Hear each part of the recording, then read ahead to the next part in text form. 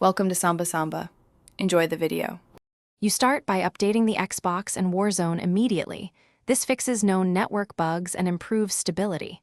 Next, plug into Ethernet. You want lower latency and consistent packet delivery, not flaky Wi-Fi. While you do that, close background apps and downloads so the console dedicates CPU and bandwidth to the game. Once done, reboot the console and modem in sequence to clear buffers and regain a clean connection before moving to deeper adjustments.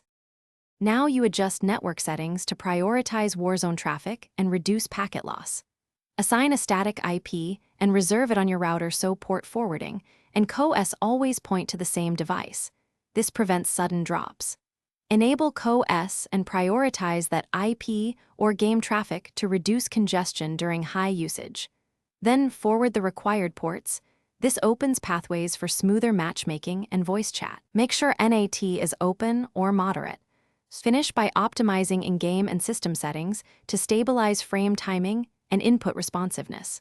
Lower render scaling and disable VSync if it causes stutter. Test your ISP speed and run a ping/jitter test.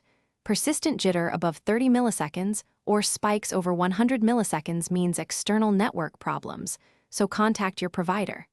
If problems persist after all steps, factory reset your router and modem. Try a different router and test on another Xbox to isolate hardware versus provider issues.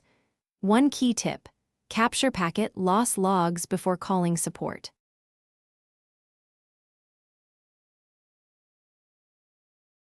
Thanks for watching. Consider subscribing if we helped you.